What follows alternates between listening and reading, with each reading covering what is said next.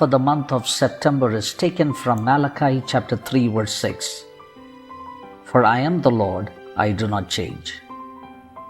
The unchangeableness of the Lord is our strength and security.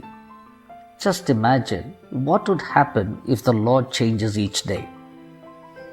Numbers 23:19 says, God is not human that he should lie, not a human being that he should change his mind.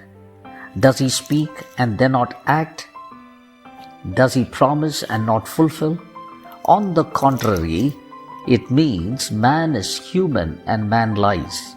He changes his mind, he speaks and does not act.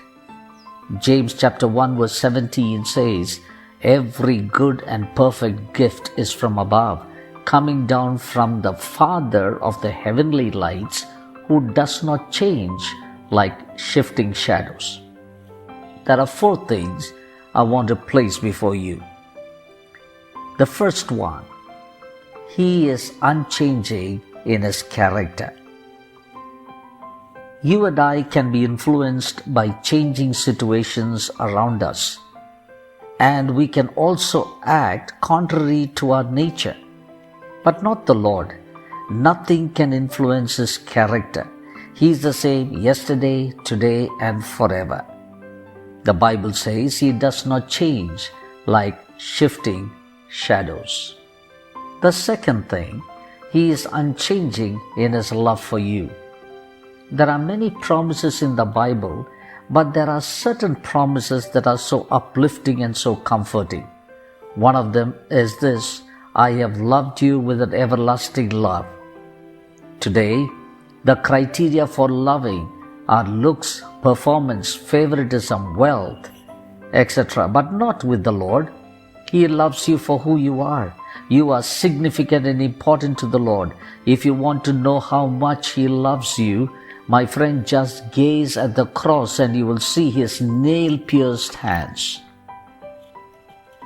Thirdly, he is unchanging in his promise. The Bible says, does he speak and not act?